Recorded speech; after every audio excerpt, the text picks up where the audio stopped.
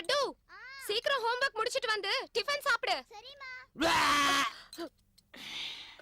அறிவிலையாடா உனக்கு? எப்படி சாப்பிடும்போது செல்வமே, நமது மரியாதைக்குரிய தாய், மண்ணின் மாணிக்கம், மாதர் குல விளக்கு, மாடன் மகாலட்சுமி எங்கே?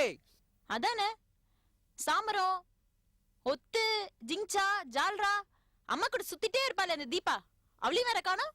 ஏய், நீங்க 2 பேரும் என்ன வார்த்தை விளையாட்டு விளையாடிட்டு இருக்கீங்களா?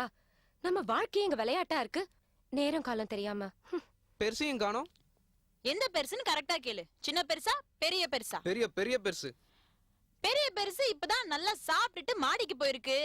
சின்ன பெருசு தான் பாவம், பணம் பணம்னு பேயா நிக்க இடம் இல்லாம தெரு தெருவா அலைஞ்சுக்கிட்டு இருக்கு. ஏய், உனக்கு கொழுப்பு தானே? சும்மா விளையாட்டுக்க நீ. அவினாஷி, இந்த சட்னியை யார் வைப்பாங்க? உங்க அப்பா வந்து வைப்பாரா? இந்த சட்னி வைக்க நான் போறதா? எங்க அப்பா வேற வந்து வைக்கணுமா? எங்க அப்பா வைக்கணும்னா கண்ணம்மாப்பேட்டையில இருந்து எழுந்து வந்துதான் வைக்கணும். பேச்ச குறை, சட்னிய வை. வைக்கிற டேய், வள வளன்னு பேசிக்கிட்டு இருக்காதே. உள்ள போய் முருகலா 4 தோசை போட்டு கொண்டு வா போ. முருகலா 3 தோசை முடிச்சா இப்பத்தானே முடிஞ்சிட்டு போனீங்க, அதுக்குள்ள என்ன அவசரம்? பொய் சொல்லாதடா. நான் எங்கடா சாப்பிட்டேன்? மத்தியானம் மாடிக்கு போனவன் இப்பதான் கீழே இறங்கி வரேன். தாத்தா, இதெல்லாம் உனக்கு கொஞ்சம் டூ மச்சா தெரியல? நீ சாப்பிடும் போது நான் வந்து உட்கார்ந்தேன், சாப்பிட்டு தானே மாடிக்கு போனேன். இப்ப சாப்பிடுறேன்னு சொல்ற, என்ன ப்ராப்ளம் உனக்கு? அன்னைக்கு வந்து என் பேர் என்னன்னு என்கிட்டயே கேக்குற. ஆமா ஸ்வாதி, என்கிட்ட கூட உன் மாமியார் பேர் என்னன்னு கேட்டாரு. அவருக்கு என்ன ஆச்சுன்னு கேள. என்ன ஆச்சு? நீ டாக்டர் கிட்ட போய் செக் பண்ணு. வர வர உனக்கு ஞாபக சக்தி குறைஞ்சிக்கிட்டே போகுது. தாத்தா, வயித்த தடவி பார்த்தா எப்படி தெரியும்? வயத்தை தடவி பார்த்தா சாப்பிட்ட மாதிரி தான் தோணுது. ஆனா நான் சாப்பிடலையடா. அப்ப என்ன காணாம போயிடுச்சா? இது எவனோ பிச்சைக்காரன் தின்னுட்டு போயிருக்கிறான். ஹலோ மிஸ்டர் தாத்தா, இது நீ சாப்பிட்ட தட்டு தான். நானா? நான் சாப்பிடல. தாத்தா தாத்தா, நல்ல காலண்டா பாரு, நீ தாத்தான்னு கூப்பிட்டுட்டே வந்த. இல்ல நீ யாருன்னு கேட்டு உன்னை வெளில அமிச்சிருப்பாரு. சிப்படி. என்னடா? தாத்தா ப்ளீஸ், உன்னதான் தாத்தா நம்பி இருக்கேன், என்னை கைவிட்டுறாத தாத்தா. தாத்தா, எனக்கு அவசரமா ஒரு 15 லட்சம் ரூபாய் வேணும் தாத்தா, இல்லனா என் மானமே போயிடும் தாத்தா ப்ளீஸ். என்னது 15 லட்சமா? என்னமா 15 வாழைப்பழம் கொடுன்னு கேக்குற மாதிரி கேக்குற? அவ்வளவு பணத்துக்கு நான் எங்கடா போவேன்? தாத்தா, பாட்டி எனக்கும் கார்த்திக்கும் பிரிச்சு கொடுக்க சொல்லி உன்கிட்ட நகை கொடுத்து வச்சிருந்தாங்கல்ல, அதுல இருந்து ஒரு 4-5 வயிறு நகை கூட, அதை வச்சு நான் கடன் அடிச்சுக்கிறேன் ப்ளீஸ். சார், எப்படிங்க சார்? பாட்டியோட நகை எல்லாத்தையும் நீங்க 2 பேரும் பிரிச்சுப்பீங்க, அப்ப நான் என்ன பட்ட நாம போட்டுட்டு போனோமா? என்னடா பேசுற நீ? ஸ்வாதி, உனக்கு ஒரு விஷயம் தெரியுமா? பாட்டியோட நகை பேரனுங்களுக்கு தான் சொந்தம், பேத்திக்கு இல்லன்னு உயில் எழுதி வச்சுட்டு போயிருக்காங்க. அதனால அந்த நகை எங்களுக்கு மட்டும்தான். பாட்டி உயில் எழுதும்போது பக்கத்துல நின்னு கரெக்ஷன் சொன்ன மாதிரி பேசிட்டு இருக்கீங்க. உங்களுக்கு தேவையில்லாத விஷயம் நான் அவன்கிட்ட பேசிட்டு இருக்கேன். ஏய், உனக்கு தேவையில்லாத விஷயம் டி. சும்மா முந்திரி கொட்டை மாதிரி பேசாத. வாயை மூடிட்டு போ. நான் முந்திரி கொட்டை மாதிரி பேசுறேனா? உங்க மூஞ்சி எப்பயாவது கண்ணாடியில பாத்திருக்கீங்களா? ஷேர் ஆட்டோட ஃப்ரண்ட் போர்ஷன் மாதிரி இருக்கு. என்ன போய் முந்திரி கொட்டை சொல்றீங்க? உன் மூஞ்சி கண்ணாடியில பாத்திருக்கியாடி? உன் மூஞ்சி பாத்திருக்கியா? நீ என்ன பேசுறீங்க? நான் பாத்து என்ன பேசுறீங்க தெரியுமா உங்களுக்கு? உன் மூஞ்சி தான் இருக்கு. ஏன் மூஞ்சி? கொஞ்சம் சும்மா இருக்கீங்களா? அந்த நகையெல்லாம் அந்த வீட்ல இருந்து கொண்டு வந்து இந்த வீட்ல எங்க வச்சேன்னு தெரியலையே.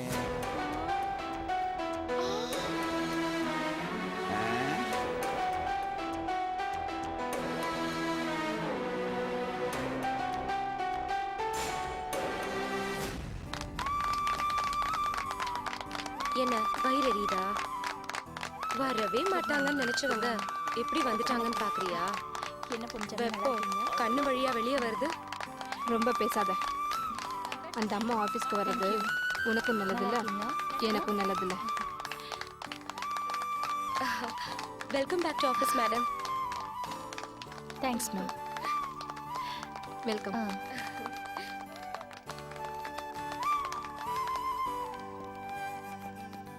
சித்ரா, ரொம்ப சந்தோஷப்படாத. கடைசியில நாம 2 பேரும் பேபேன்னு நிக்க போறோம். அந்த ஒட்டுண்ணி தீபா எல்லாத்தையும் அள்ளிட்டு போறா. என்ன நான் சொல்லதுல இருக்க உண்மையை புரிஞ்சுக்கிட்டு ஷாக் ஆயிட்டியா? ஆமா, எங்க அந்த அம்மா கூடவே எப்பவும் வர்ற அந்த தீபாவை காணோம்? அதான் யோசிச்சுட்டு இருக்கேன்.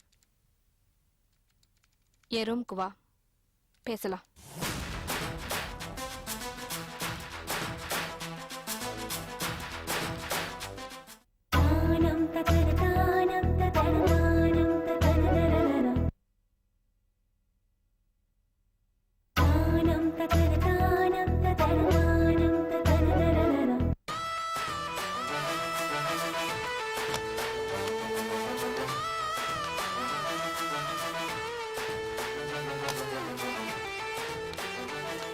வா சித்ரா, உட்கார்.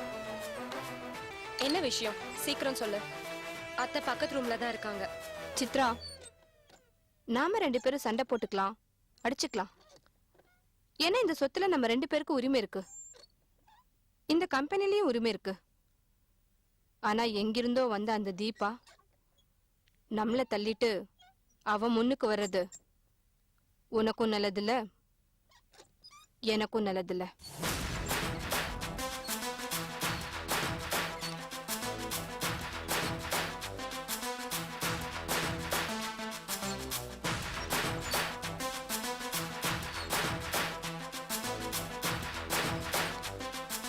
ஆமா மோகினி, அரண்மனை மாதிரி இருந்த அந்த வீட்ல இருந்து அத்தை கெஸ்ட் ஹவுஸ் மாதிரி இருக்கிற வீட்டுக்கு வந்துட்டாங்க.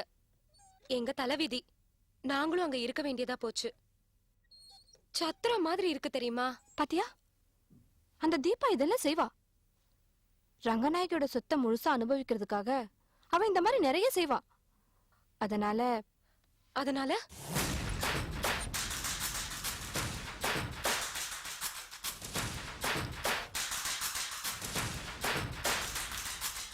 நம்ம 2 பேருக்கும் நடுவுல இருக்கிற பிரச்சனைக்காக நாம சண்டை போட்டுக்கலாம். ஆனா தீபா விஷயத்துல நாம 2 பேரும் ஒத்துமையா இருந்து அவளை இந்த ஆபீஸை விட்டே விரட்டணும். என்ன யோசிக்கிற? ம்? ஒரு கெட்டவ ஒரு நல்லவளோட கூட்டணி சேரலாம், ஒரு கெட்டவ இன்னொரு கெட்டவ கூட கூட்டணி சேரக்கூடாது. ஒரு வரைக்குள்ள 2 வாள் இருந்து நான் பார்த்ததில்ல.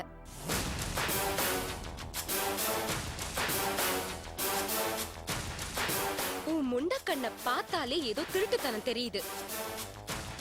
நான் உன்னை நம்ப மாட்டேன். இல்ல சித்ரா, தீபா விஷயத்துல நீ என்ன நம்பு. அவ இந்த ஆபீஸ்ல இருக்க கூடாது.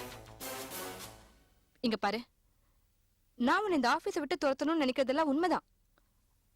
ஆனா தீபா விஷயத்துல நான் உன் கூட சேர்ந்து செயல்படுறதுன்னு முடிவு பண்ணிட்டேன். இத பாரு, இந்த விஷயத்துல பரணியை இழுக்க மாட்டல்ல? பரணிக்கு எனக்கு எந்த சம்பந்தமும் இல்ல.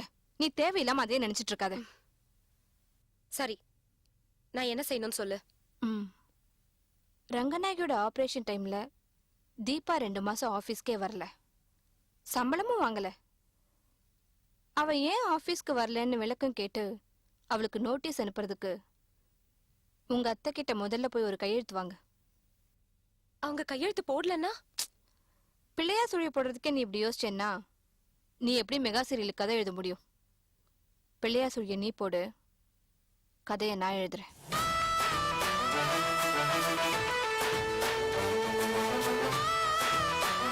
இத பாரு, இந்த தீபா விஷயத்துல மட்டும்தான் உனக்கும் எனக்கும் டீல். மத்த விஷயத்துல எல்லாம் நீ எனக்கு எதிரிதான். நீயும் எனக்கு எதிரிதான். சிப்ப சிப்ப வா, ஃபைல வாங்கிட்டு போ.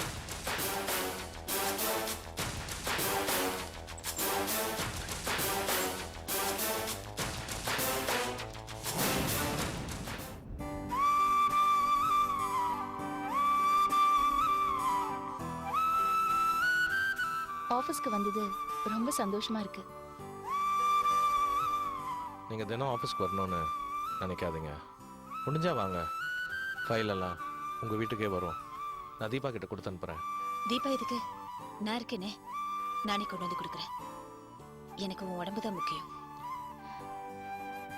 உமா ஃபோன் பண்ணவே இல்லையாடி?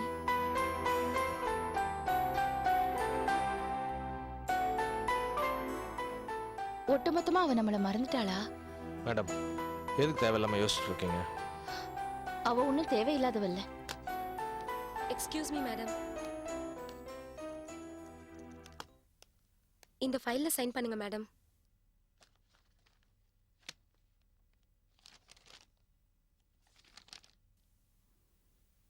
என்னது? நீங்க 2 மாசம் ஆபீஸ்க்கு வராதப்போ தீபாவும் ஆபீஸ்க்கு வரல. ஆபீஸ்க்கு வராதவங்களுக்கு எப்படி சம்பளம் கொடுக்க முடியும்?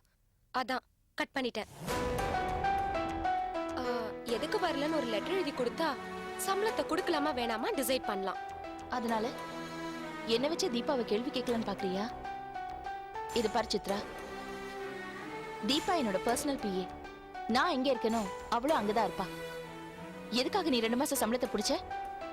முதல்ல வட்டியோட சேர்த்து கொடுத்து அனுப்பு. எதுக்காக சம்பளத்தை பிடிச்சேன்னு எனக்கு எக்ஸ்பிளனேஷன் கொடுக்கணும். இந்தா. சித்ரா, வந்த உடனே பிரச்சனை ஆரம்பிச்சிட்டியா? பேசாம இருக்க மாட்டியா? மோகினி என்ன இன்சிஸ்ட் பண்றா. அவளும் இந்த கம்பெனில ஒன் ஆஃப் த டைரக்டர். என்ன அவளுக்கு பதில் சொல்ற மாதிரி தானே வச்சிருக்கீங்க.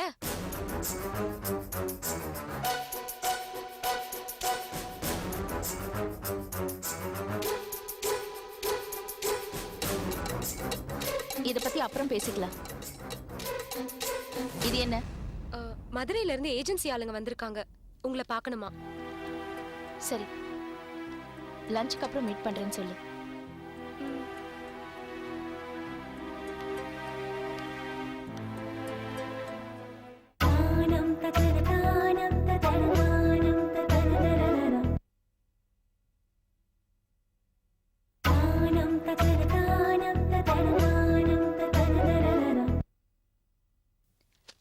முத்து, மதுரை ஏஜென்சி ஆளுங்களை வர சொல்லுங்க. சரிங்கம்மா.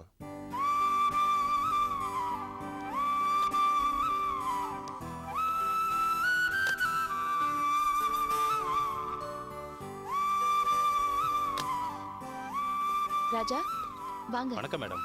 வணக்கம். வணக்கம்மா. வணக்கம் சார். வணக்கம், உட்காருங்க. உடம்பு சரியில்லைன்னு சொன்னாங்க.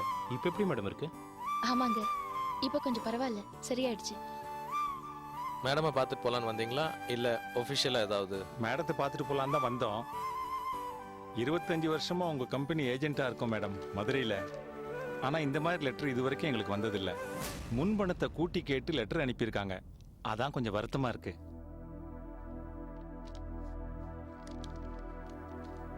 5 லட்சம் ரூபாய் முன்பணம் கேட்டு லெட்டர் வந்திருக்கு மேடம். பணம் கொடுக்கறதுல ஒரு ப்ராப்ளமும் இல்லை. ஆனால் அந்த லெட்டரில் கடைசியில் ஒரு வரி சேர்த்துருக்காங்க. 1 வாரத்துக்குள்ளே பணம் கொடுக்கலனா உங்கள் ஏஜென்சியை கேன்சல் பண்ணிடுவேன்னு போட்டிருக்காங்க. அதான் மேடம் ரொம்ப வருத்தமாக இருக்கு. அப்படி இப்படின்னு புரட்டி ஒரு 5 லட்ச ரூபா எடுத்துன்னு வந்திருக்கோம் மேடம். இந்தாங்க. ஐயோ, பணத்தை வைங்க. எங்க கம்பெனில இருந்து முன்பணம் கேட்ட விஷயம் எனக்கு தெரியாது. 2 மாசம் உடம்பு சரியில்லாம நான் இங்க வராதப்போ இப்படி ஒரு விஷயம் நடந்திருக்கு போல இருக்கு. சார், இது மார்க்கெட்டிங் டைரக்டர் மோகினி அமைச்சிருக்காங்க. மேடம்க்கு தெரியாது. யார் அமிச்சா என்ன பத்ரி சார்? இங்க பாருங்க, எங்க கம்பெனில இருந்து இப்படி ஒரு லெட்டர் அமிச்சதுக்கு முதல்ல உங்ககிட்ட நான் மன்னிப்பு கேட்டுக்கிறேன். நீங்க மதுரையில இருந்து வந்துட்டு போன செலவை கூட எங்க கம்பெனி ஏத்துக்கும். பத்ரி சார் அதுக்கு ஏற்பாடு பண்ணுவார். அதெல்லாம் ஒன்றும் வேண்டாங்க. நீங்க இப்படி சொன்னதே ரொம்ப சந்தோஷமா இருக்கு. இங்கே பாருங்க மேடம், உங்கள் லாபத்தில் மட்டும் நாங்கள் பங்கெடுத்துக்க மாட்டோம். உங்களுக்கு ஏதாவது பிரச்சனைனா கூட அப்போ நாங்கள் தான் மேடம் கூட இருப்போம். எனக்கு தெரியுங்க, உங்களை பத்தி நல்லா தெரியும். எப்போ ஊருக்கு கிளம்புறீங்கன்னு சொல்லுங்க, நான் டிக்கெட் போட சொல்றேன். தசரா பாருங்க, பிள்ளைங்களுக்கு லீவு கூட்டிட்டு வந்திருக்கோம். மெட்ராஸை சுத்தி காட்டலான்னு தான். அப்படியா? ரொம்ப சந்தோஷம். நான் கம்பெனில இருந்து கார் ஏற்பாடு பண்ண சொல்றேன். மெட்ராஸ் பூரா சுத்தி காட்டிட்டு கூட்டிட்டு போங்க. மெட்ராஸ்ல எதை சுத்தி பாக்குறீங்களோ இல்லையோ, நடிகர் சிவாஜியோட சிலையை கண்டிப்பா பார்க்கணும். ரொம்ப நன்றிமா. சரி, வரம்மா. வாங்க.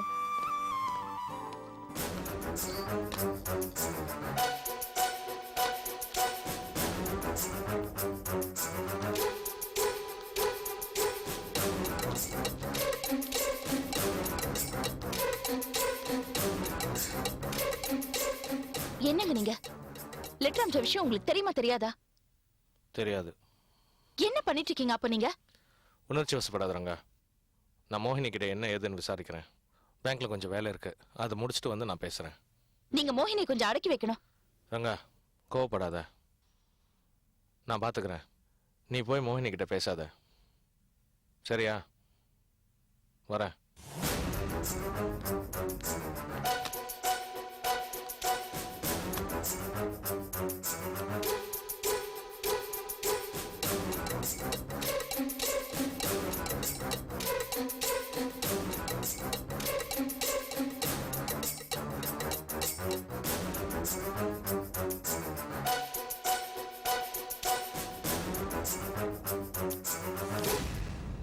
சொல்லுங்க அப்புறம்.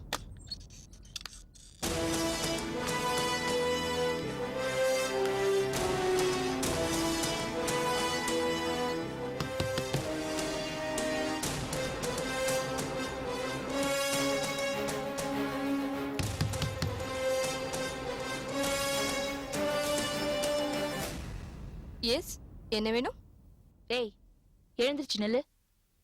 நான் எதுக்காக எழுந்திருக்கணும்? ஏன் என்ன பார்த்தா எழுந்திருச்சு நிக்க மாட்டியா?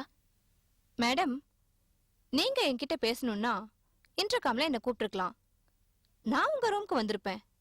அங்க வச்சு நீங்க என்கிட்ட பேசியிருந்திருக்கலாம்.